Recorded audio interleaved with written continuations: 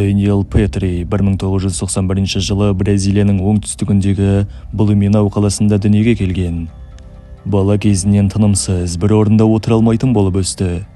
16 жасында оның ашуланшақ, агрессивті мінезі қалыптасып, жиі ашу ызаға бой алдыратын. Дэниелдің қиын мінезі мен агрессивті әрекеттері оның ата-анасын алаңдатты. Сол себепті олар 2007 жылы ұлдарына психиатриялық көмек алу үшін түрлі медициналық мекемелерге жүгінеді. Ата-анасы Дэниелге біреу көмектеседі деп үміттенді, бірақ бала дәрігерлерді жек көретін және сеанстар кезінде оларға ештеңе айтпайтын. Ол терапия кезінде көп қарсылықтар танытып, ақырында сеанстарға баруын тоқтатты. Дэниел тіпті мектепке баруды да қойды. Уақытының көбін бразилиялық телешоуларды көруге және өзі жақсы көретін онлайн бейне ойындарды ойнауға жұмсайтын. Соның ішінде бір ойынды қатты ұнататын. Бұл Tibia деп аталатын онлайн ойын болды, және оның танымалдылығының шыңы дәл 2007 жылға сәйкес келеді. Tibia ойыны негізінде тегін болатын, алайда ойыншыларға шынайы ақшаға виртуалды ойын монеталарын сатып алу мүмкіндігі берілетін.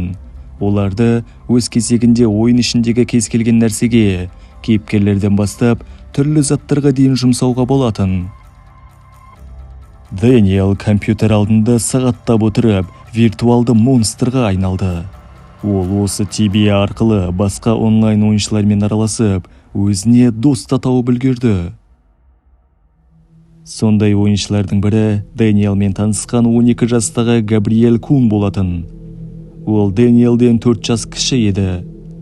Сонымен қатар Габриэль Дэниелдің үйінің жанында тұратын, және бірнеше кездесуден кейін олар ортақ онлайн ойындарға деген қызығушылығының арқасында жақсы достарға айналды. Достасқаннан соң олар бірге көп уақыт өткізетін, ал Дэниел кейде Габриэльдің үйіне келіп, компьютерлік ойынды бірге ойнайтын еді. Габриэль өзі және жаңа досы үшін жеке ойын серверін орнатып, бірге ойнауға жағдай жасады. Бір күні 12 жастағы Габриэль досынан ойын дүкенінен зат сатып алу үшін виртуалды монеталар қарызға беруін сұрады. Оған 20 000 ойын монетасы қажет болды. Бұл дегеніміз $1.75 тең еді. Дэниел Габриэль монеталарды бірнеше күннен кейін қайтарады деген уәдемен қарыз беруге келіседі. Уақыт өтіп, әне-міне дегенше ақшаны қайтару күні де келді. Дэниел ойынды ойнау үшін жүйеге кірсе, Габриэль оның сервердегі аккаунтын бұғаттап, оны барлық жерден өшіріп тастағанын көреді. Бұл жағдай Дэниелдің ашуын қатты келтірді.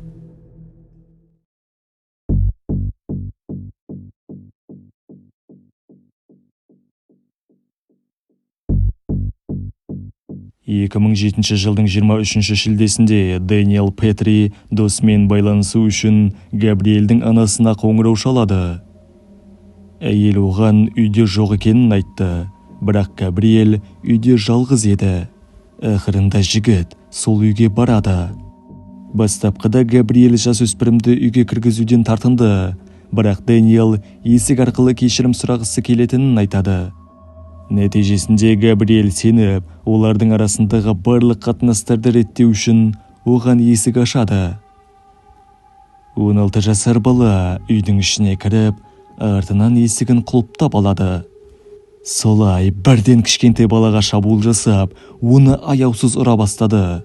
Бірнеше минуттан кейін Дэниел Петри мүгедек Габриэльді төсекке сүйреп апарып, оны зорлайды.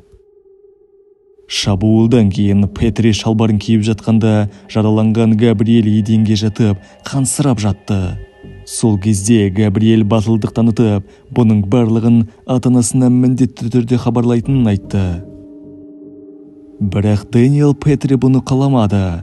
Сонымен Габриэль қорқытқаннан кейін Петри ойын консолінің қуат сымын алып, жараланған баланың мойнына сымды орайды. Осылайша Дэниел бала жансызданғанша өз қорқынышты ісін жалғастырады. Бұл сәтте кішкентай Габриэль Кунның қаны жан-жақта шашылып жатты. Баланы есінен тандырған Петри оны өліп қалды деп ойлап, оның денесін есіктің үстіндегі 2 метрден биік қуысқа тығып тастамақ болды. Алайда Габриэль Дэниел үшін тым ауыр еді. Сол кезде 16 жастағы жігіттің басына одан да өткен сұмдық ой келеді. Дэниел гаражға барып, темір кесетін арамен пышақты алып келді. Петри денені тығудың ең оңай жолы оны бөлшектеу деп шешті. Сонда оны тасу оңай болады. Дэниел Габриэльдің денесін аралай бастады. Алайда жұмысты бастап жатқан кезде бейшара бала есін жиып айқай салады. Тірі азаптаулар болса жалғаса берді, және солай Дэниел Габриэльдің денесін 2-ге бөледі.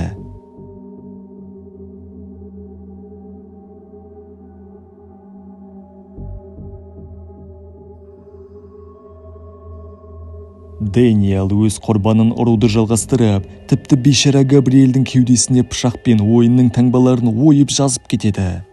Содан кейін жігіт денеден толықтай құтылу идеясынан бас тартты, себебі 2 бөлікте қуысқа сыймайтын еді.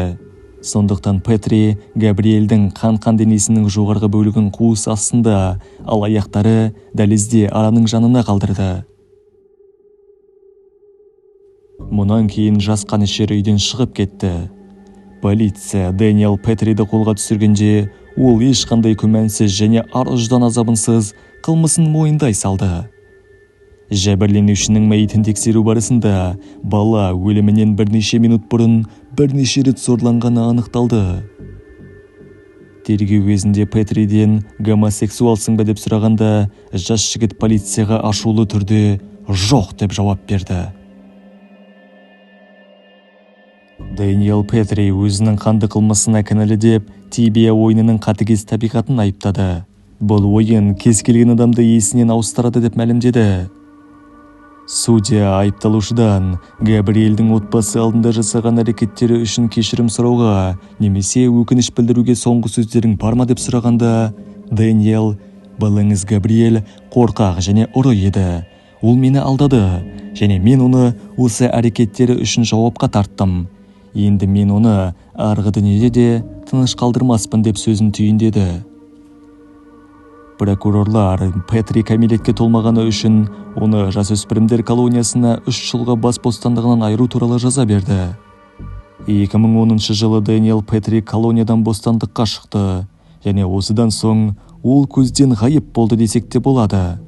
2025 жылы қазір тірі жүрсе, жасы 34-те болар еді. Осымен достар, видеомыз аяқталды. Әрине, видеоны аса лайк басып арнамызға тіркеле кетіңіздер. Бұл бізге үлкен күш береді, және де видеоның шығуына үлкен себепкер болады.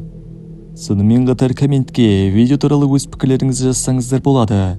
Ендеше, сіздермен бірге болған және әрдайым бірге болатын QRF ұжымы келесі видеоларда кездескенше.